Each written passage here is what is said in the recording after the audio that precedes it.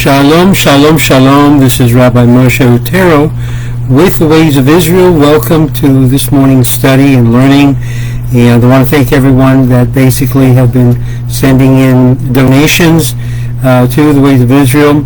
We did receive yesterday a total of $275. Many of you who have given before, giving again. Thank you, thank you, thank you. Remember, we do exist to give over Torah teachings and Torah lessons, and obviously, as it says in Likutei Avot, in Kemach in Torah, there's no flour, there's no Torah. And we've seen this to be a reality in all institutions of Jewish learning. So thank you. I wanted to say thank you very much for your contribution. Again, we still are short about $3,000, $3,300. So if you can do your best today and contribute whatever you can to the Ways of Israel, right below Los Caminos Israel, we will appreciate it greatly. We are behind our monthly budget numbers, so please do your best. Help if you can. Donate today, whatever you can, and we will thank you for your contribution, and that way move forward in our daily Torah learning as well as Torah teachings. So let's get right into it. Into chapter 20 of Sefer Ikkarim, and where Rabbi Albo now begins to respond to what would the opponents say to what he had said previously, that in fact there are two particular commandments in which cannot be changed or altered by any prophet, even Moses. And those two commandments had to do with the first two commandments. And we saw that becomes the impetus to his argument and his rationale. And in chapter 20, we see that he says, an opponent might say that the passage in the Torah where it says, if there be a prophet among you, I, the Lord, do make myself known unto him in a vision, and I do speak with him in a dream. My servant Moses is not so. Now, has reference merely to Aaron and Miriam, but there may be also in the future a prophet like Moses, or even greater, says Rabbi Albo. Similarly, the expression, and there hath not risen a prophet like in Israel, like unto Moses, does not signify that there will never be another like him, or even greater than he. For we find similar expressions where we know that another like person so characterized will arise in the future. Thus we find a reference in Hezekiah, after him there was none like him among the kings of Judah, nor among them that were before him. Similarly, in reference to Josiah, we find, and like unto him there was no king before him that turned to the Lord, neither after him, and arose there like any like him. And yet it is not possible that there shall never arise like him, or even greater than he, for the Messianic king will be equal to him or greater. Now this expression, that there has not arisen like him, doesn't mean that there will never arise a person like him, but that in some specific attributes there will be none like him. Or the meaning is that there will be no one like him in the entire period of the kings until the exile, when the kingdom was cut off from the seed or descendants of David. But not that there will never be another like him. There is no reason, therefore, why we should not say that the same here. There hath not arisen a prophet like in Israel, like unto Moses, meaning that there was none like him in the entire period of the prophets until the prophetic institution ceased. But there won't be another in the future like him, or even greater than he. As the word sense, ad, which is used in reference to Moses and not in other cases, cited the word since. Ad denotes a short time, as the expression, let him drink and forget his poverty, and remember his mercy no more. Again, the word ad. Ad denotes here the time during which the effect of the wine is still present. Similarly, neither shall they learn war any more. Ad, or ad, means in that generation. Also, the vile person shall be no more odd, called liberal. Interesting how Albo knew that a vile person and liberal had a connection. It's also explained this in the same way. The answer to such an argument is that our conviction concerning superiority of Moses as the prophet does not rest merely upon the verse quoted. Else the opponent might say that the passage reads, hath not arisen in Israel, but he might have risen among the nations. The real basis of our opinion is that Moses asked of God that Israel and himself should be raised above all the nations in respect to prophetic inspiration. This is what he asked for when he said that we are distinguished, I and thy people, from all the people that are upon the face of the earth. And he asked God two things. First, that no nation shall be equal to Israel, and that the Shekinah, the divine presence, should not rest upon the idolatrous nation and give them prophetic inspiration. So our rabbis say Moses asked that the Shekinah should not rest upon idolatrous nations, and his request was granted. Number 2, he asked that no man should be equal to him in prophetic powers. Hence he said, I and thy people. Just as he asked that no nation should be equal to Israel in having the presence of the divine rest upon them, as our rabbis say, so it seemed that the word I, he asked that no one should be equal to him as a prophet. In reply to this, he was told, I will do this thing also that thou hast spoken, for thou hast found grace in my sight, and I know thee by name. And God therefore granted the elevation which he sought.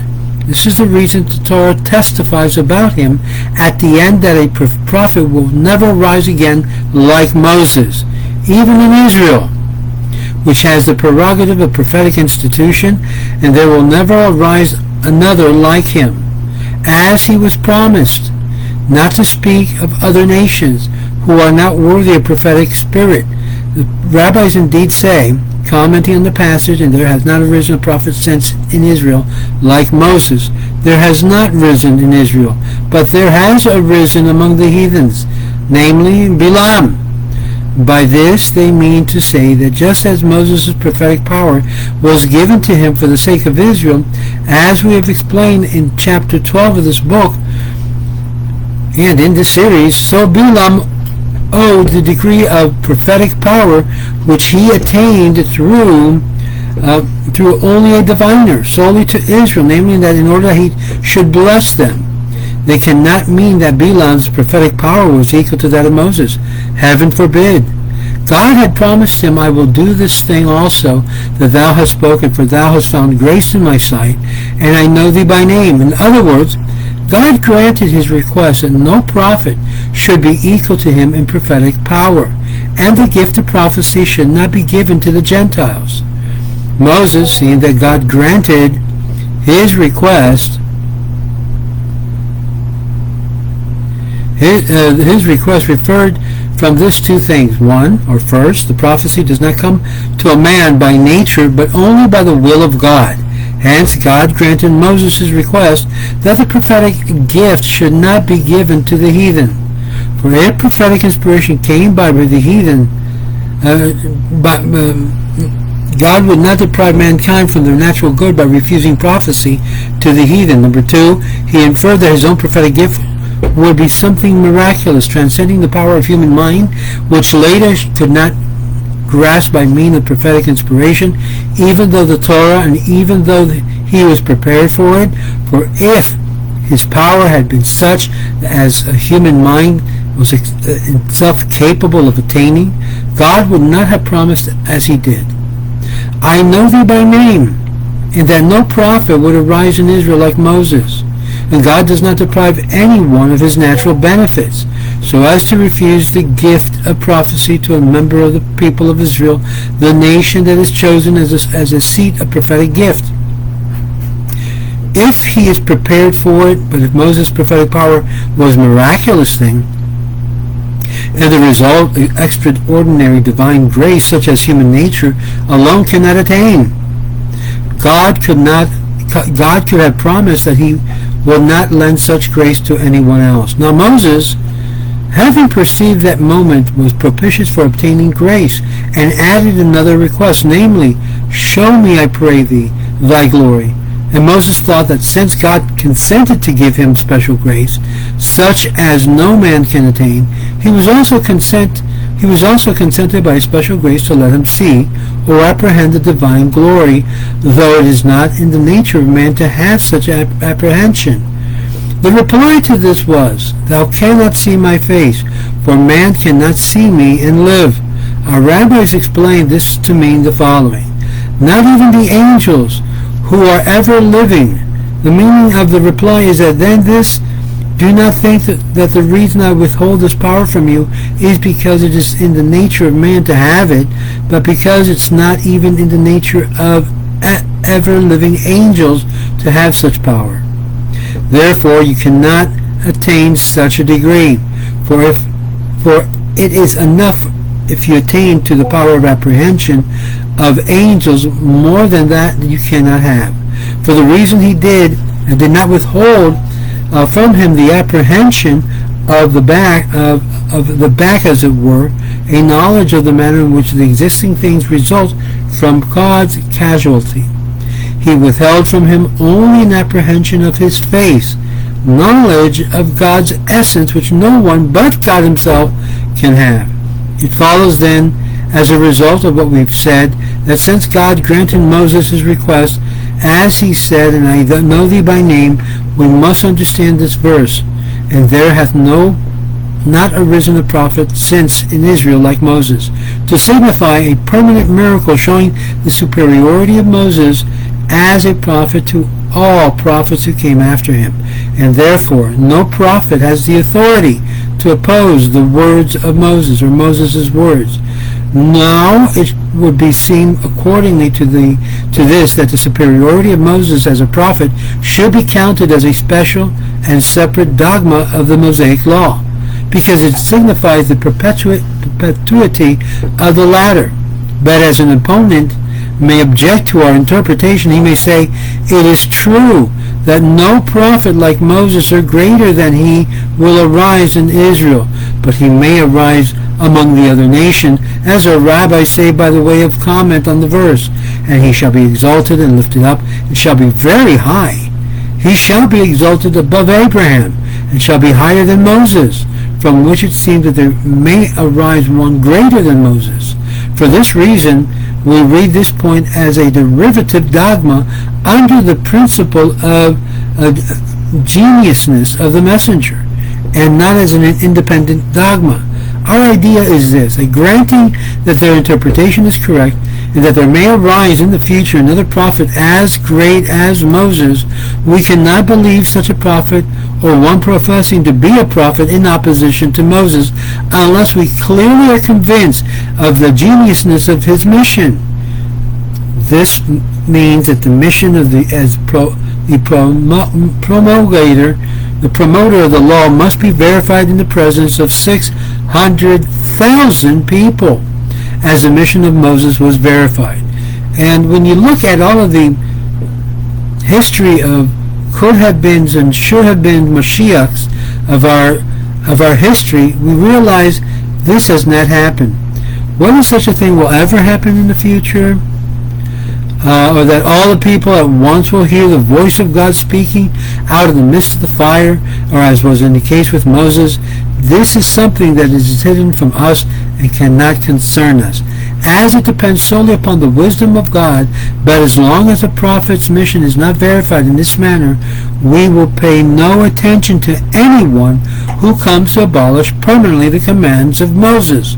So here, in this paragraph, Rabbi Albo makes it very clear that he's including the one that was being promoted in Spain as the Messiah prophet, the one that's called Jesus, or among the Messianics, Yeshua. He is not, and therefore, as long as his mission was not verified in this manner, we don't pay attention to anyone who comes around trying to abolish the commandments of Moses. This includes this person or any other Jew that may come abolishing the laws of Moses. This includes, by the way, by way of saying, even those who are reform, those who are basically not grasping all of the laws of Moses, or denies the very laws of Moses in their action. There's something strange, however, in Maimonides' procedure. After having laid down the superiority of Moses' prophetic power as a principal dogma and explained the differences between Moses as a prophet and the others, saying that all the prophets who came before Moses as well as those who came after were inferior to him, he adds as another dogma that the irrepealability and the immutability of the law. From this it would seem that he thought that if not the latter dogma, we might have to obey the prophet who desired to abolish the law of Moses. But how can that be?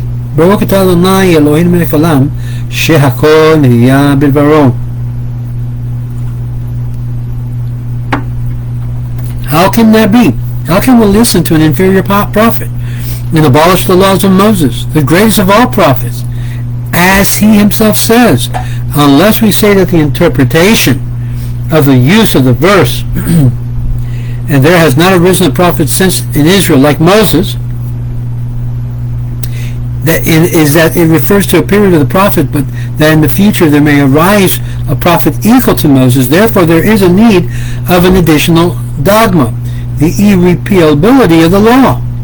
But we have made it clear that there cannot arise at any time another prophet greater than Moses or equal to him, and that it is not proper to listen to an inferior prophet at any time whose desire is to abolish the laws of his superior. For inasmuch as the opponent may be obstinately insist that there may arise in the future among the orders of nations of prophets equal to Moses or greater than he, we did not lay down the superiority of Moses as a basic dogma, but only as a derivative dogma depending upon the dogma of geniusness of the prophet's mission. The result is that we cannot permanently abolish the laws of Moses at any time unless we can verify the prophet's mission in the way in which the mission of Moses was verified. Hence, we do not have to regard the irrepealability of the law as a main principle or dogma as Maimonides did, for we have made it clear that there is no evidence of it in the Torah. It is therefore an independent principle, but a true belief which depends upon the geniusness of the prophet's mission, as we have explained. The same idea seems to be contained in the words of the rabbis in the Torah Kohanim. Commenting on the verse in Leviticus, they say, "These are the commandments." This shows that hereafter no prophet is authorized to make changes, which the Lord commanded Moses. The messenger is worthy of the one who sent him. We see that the rabbis attach the perpetuity of the law and the commandments to the mission of the prophet. And this is what we desire to explain, says Rabbi Abba. Now he finishes this reaffirming the fact that any new prophet has to be on a higher level and be able to be proven as at the level of Moses or greater, and be verified as Moses was verified to be a true prophet of God, a true messenger. And this is a very high standard to obtain. And what we have seen in our history is that so far no one has attained that except at the end of the prophetic sequence of the prophets. We're talking about Malachi, according to many.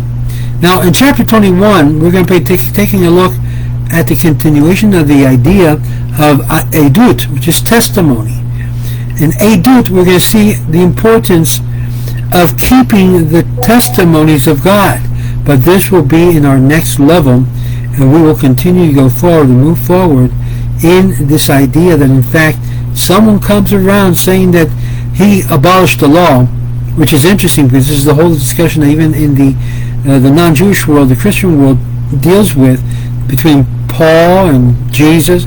Who is greater? Who must they listen to, Paul or Jesus? And obviously the Ebionites of the first century, I believe, solved that issue. They looked at Paul as a person that basically went into diversion of Jesus' message, while Jesus' message was primarily based upon the laws of Moses. There was some other issues that he addressed which ran afoul to the very laws of Moses that he was pushing, including the Shabbat laws, its interpretation, and other things that you can take a look at in my series that I put together on our Ways of Israel YouTube channel called The Faith of Jesus. So you can please go through that and see what my position is in regards to who this person Jesus was. I do believe he existed, not like some that says it's a historical fictional character. I don't hold that at all. Just the opposite. We have Rabbi Jacob Emden saying that he brought into the world a blessing, a double blessing as a result of what he said and did by his actions in bringing the awareness of God to the nations of the world, and even bringing the idea, a concept of Mashiach, which was never understood properly, was diverted and divested and thwarted by the Christian movement, making him into what he really was never supposed to be. And thus I say to all of my Christian friends that if you reject that part of Christianity that has to do with the Trinity, with the deity, then you're really left with the two things. You're left with a quasi-Noahide system with Judaism infused throughout all of the body of the Christian text. And this is what I've come to realize, that Jesus was not the Messiah, could not be the Messiah, because he lived in the period of time in which it was already indicated prior that there would be no Messiahs in the first century, although the rabbis attempted many times to push that agenda forward and failed. Messiah has not yet come, not even in the recent century, where we had someone that the leaders of our people were pushing him to be the Mashiach. And you'll see that all around through Facebook and different social medias. And you'll hear them say and push a candidate in particular who's no longer with us. Because once the candidate dies, he loses the opportunity to be able to be the potential Mashiach. He could have been, he probably would have been, should have been, but he's not. He didn't fulfill what our rabbis taught us, what our prophets taught us, and this becomes a sore point between what I teach and what many of those who basically are involved in other communities embrace. My friend, I'm going to say it very bluntly, and I know it's going to cause, like a shiver of, oh, you deny, you're an unbeliever. Yes, we don't believe that neither Jesus nor Shabbatai Tzvi nor any of the potential Mashiachs of our Jewish history has been able to realize and been verified to be the Mashiach, be the prophet like Moses of our time. Not even the Rebbe of Lubavitch of blessed memory, who did so much good to so many Jews, but yet he either is or neither is the Mashiach nor the Moshe Rabbeinu of our generation. And this is our stance. And people who want to push that agenda, they're really pushing a messianism similar to that of first century Christianity. There's a parallel there. No doubt about it. No doubt about it. And this is what we see taking place. This is why so many people are pushing towards Kabbalah and the philosophical approach of Kabbalah, which is called Chassidut, in so many different factors. Someone asked me the other day, Rabbi, what's your opinion of the Tanya? I've read the Tanya. I've got a couple of copies here, and I gave some of them away as well. I consider the Tanya a very special book written during the period of time where the Jews didn't have Messiah, and they were anxiously desiring to create it. And what ended up happening, if you read the Tanya correctly, you come to realize it's a real parallel between the Tanya's concept, and I hope people won't misunderstand me, and the concepts of first century Christianity.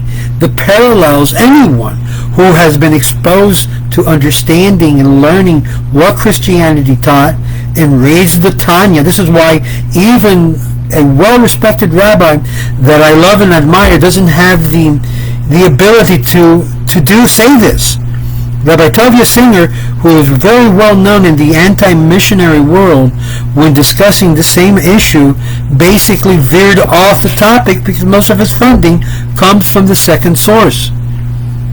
And I feel he was not honest. He wasn't honest in telling the people that basically are going in droves to Chabad, embracing the same concept. I'm not saying it's idolatrous necessarily. I'm saying that the ideology and the philosophies of its works are the same, if not similar. And I'm not the only one who said that. Many other rabbis, OU rabbis, what the Hasidic world calls the Messianic rabbis, have said the same thing. And many times, people who've been involved in that movement and both of this movement, one of the things we have to do when we approach the issues of conversion is to ensure that they have denied their previous beliefs, their ideologies of embracing a man as Ein Sof in human form or human clothing. And this obviously strikes a chord in the world of Hasidism. Unfortunately, it shouldn't. And yet this is where Rabbi Albo brings about clarity of understanding. That's why I'm going over this, because he speaks about this very, very poignantly. We cannot make a man into a god, into a Messiah figure, divinely empowered as it were, because then we lift him up beyond, higher than a level than God himself. In this we know very clearly that Moshe Rabbeinu said no. That God himself says, I will have no other gods. And yet God called Moses a god to the Egyptians. So we have to be very, very basic in this concept. No, Messiah has not come. Yes, though he may delay, we still await for the coming of the Messiah. No, Jesus is not God. He is not Messiah. He is not the Christ. He could have been, perhaps should have been. They definitely made him into a Messiah figure, which basically without any verification from the Jewish people. As a matter of fact, one of the favorite verses I like from the Christian Bible says that he came to his own and his own received him not. By his own not receiving him, he is a dejected, rejected, not acceptable, not received Moshe Rabbeinu. Now if you understand that, then you understand the words of what Rabbi Albo is saying in this chapter 20. And these are some harsh words for both Jew and non-Jew alike.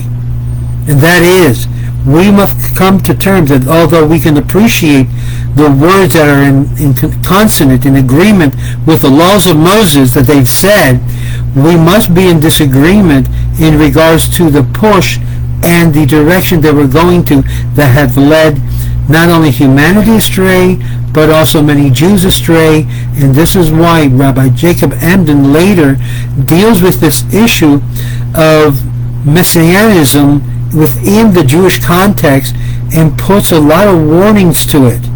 The same he does with Kabbalah and also other esoteric systems that strengthen these Messianic movements even in our times.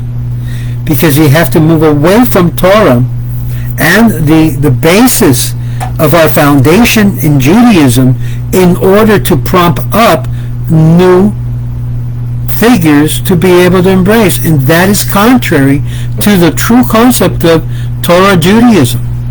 Look at how fast people are going. As a matter of fact, the other day I was invited to a group, and it happened to be, and I know I'm going to have a lot of breast lovers really loving me for this one, but the idea of attaching yourself to a tzaddik.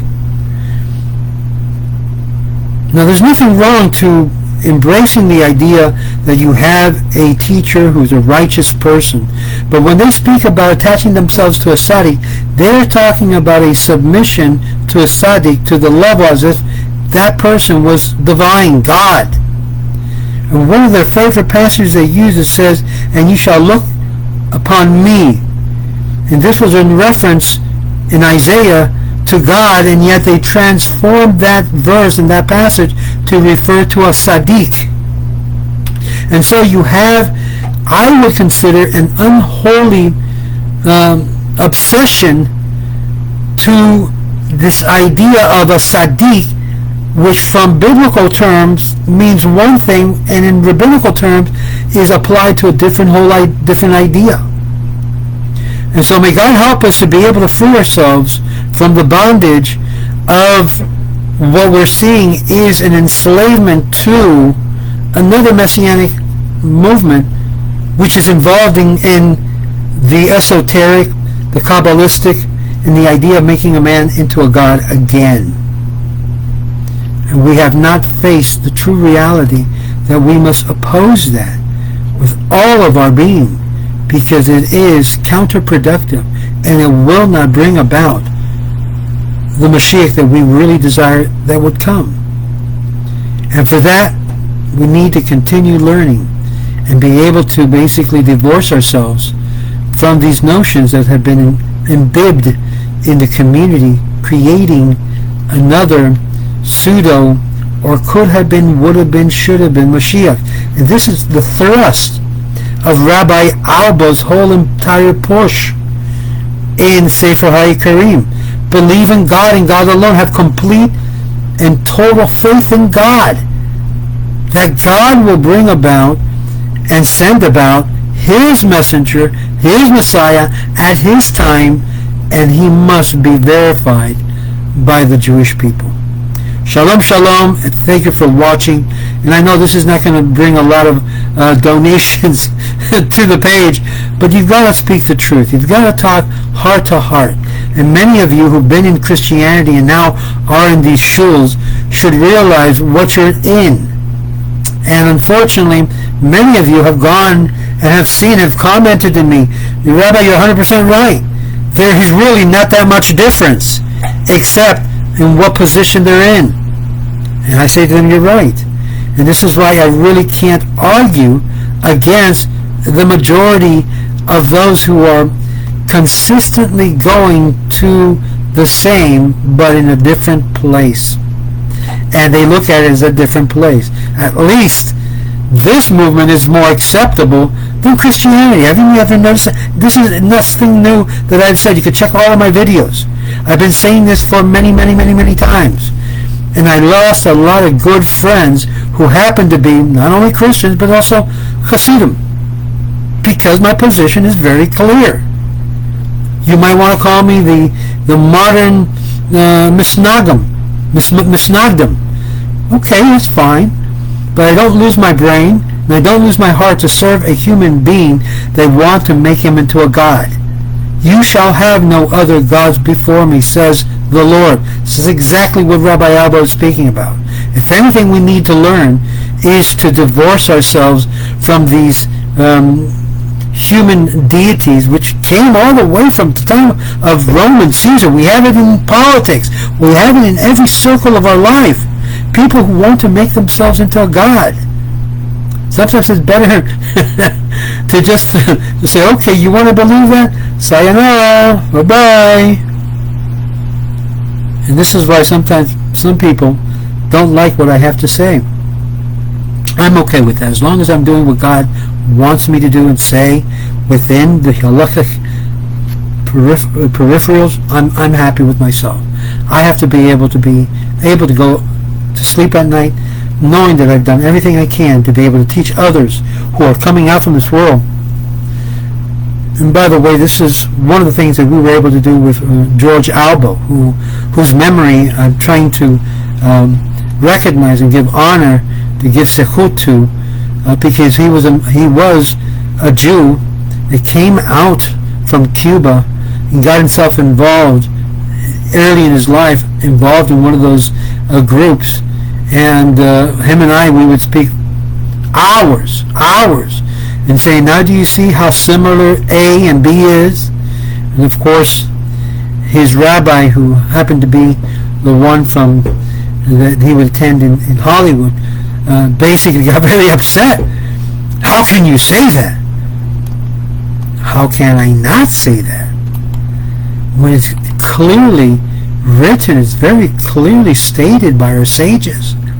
And so I did a whole series of videos based on the book of Rabbi David Berger, which obviously got a lot of my good friends from Chabad upset at me because I did the series. I had him on the phone. We talked. We did a conference call. It didn't go well. A lot of things happened. That's what really woke me up. What will wake someone up that's in the Christian world who happens to be Jewish is truth. What will wake up a Jewish person that's involved in a different world? It's also truth. It is the truth that will literally set you free from all of these notions and concepts that are clearly not true. Why have we been involved 2 years, locked up, completely brainwashed? Major tribunals, major Jewish tribunals conforming to the governmental decree to get you know what. And yet now we learn it was all a lie. It was all a manipulation. It was all an attempt to control people. And still things are coming out to light how dark and evil the system really is. And it's still unraveling, and people are still saying, what's going on? Attach yourself to God and God alone. Stop lying to yourself. They want no good for you. Only harm, and again, another enslavement approach. May God free every single one who takes the time to learn Torah. Don't learn another Baba Meiser. Don't learn another series and waste your life and spending to learn something that eventually is sheker, is false, it's not true. We strive to learn the truth. We strive to know God. But the real issue is, have you done your job? Have you done your effort? Because the bottom line is, every single individual must give an answer directly to God. Not to man. To God. The one that created you. And when you're able to answer the questions that will be posed to you, and you're able with clear conscience that I did my best, I did everything I did, I learned, I studied, I burnt my eyebrows, I am completely committed to HaKadosh Baruch Hu, and to weed out the truth from the lies, the wheat from the shaft. Then we begin to become aware that in fact there's a lot of chaff even within the Jewish world. So whenever you see esoteric terms and esoteric references being made constantly because it appeals to the emotional side of the human being, just like Christianity appeals to the emotional side of the human being. I gotta feel the Spirit. I gotta speak in tongues. Halaka shaka laka laka. And it's completely based on emotionalism and esotericism. And this is what religion has become. This is why so many young people are tired of it. They're walking away from religion because it needs to be more than just a religion. It has to be a relationship between you and the holy texts and the holy words to change your life, to make it a different place that you will create around you. So if you're all dedicated to the esotericism and attaching yourself to a Sadiq, attaching yourself to the esoteric systems of thought, I guarantee you, better yet, I'll promise you that you will fall into a state of self-deception. There are ways that appears good unto a man, really good, but its end is death. And those will be my final words for this video on Rabbi Albo's incredible text regarding the Moses status or level must be verified by God in at least 500,000 plus Jews. Which is one of the things a Messianic guy said to me, do you see how many Jews are converting over to Christianity, to the Messianic movement? I go, do you realize that the percentage of Jews, of Israelis, that have basically blindly embraced a faith that is completely contrary to what Moses teach is only less than 1% of the Jewish population? Less than 1%? You're lucky if you have about 50,000 or 100,000 Israelis, and many of these were brought up in homes that are not at all religious or conservative, like this guy Shapiro. He wasn't raised in a very firm religious world, just the opposite. He's lucky he's got some Judaism, and then he embraced Christianity. Same with a whole bunch of other Messianic leaders. I haven't yet met a Messianic leader who basically came out from a firm home. I haven't met one yet. And if they are, they're basically sheker because they're lying. Like this guy that came out from Ranana, Israel, who's dressed in black, and Hasidic wear. They found out he was also another, I think his name was Perlman or something like that. It's not important his name. I'm talking about their way of attempting to appear what they are not. They appear as lambs or sheep, but they're wolves. And when you're able to pierce through the veneer of the fakeness, then you'll be able to say, you know what? I got you. I know my Torah. I know what Hashem wants from me. And I know I need to do this. Because it's the doers, not the talkers, who will have the goal. And the goal is not just a share in Olam Haba, because all Israel have a helik in Olam Haba. But it's to move away from the idolatry and from the falseness that we're constantly being bombarded with all around us. Even in the political world, you see the falseness, you see the fakeness. Well, enough with that. Moshe Rabbeinu is the highest standard of a prophet among us. And therefore, that is the highest standard. And what he said goes. Can't change his words. Unless, as we saw before, some of the commandments can be temporarily altered or changed on a temporary basis, but not on a permanent basis. If you have any questions on this point, please feel free to write to me. Send it to me to rabbiotero@yahoo.com. rabbiotero@yahoo.com. We need to get back to God.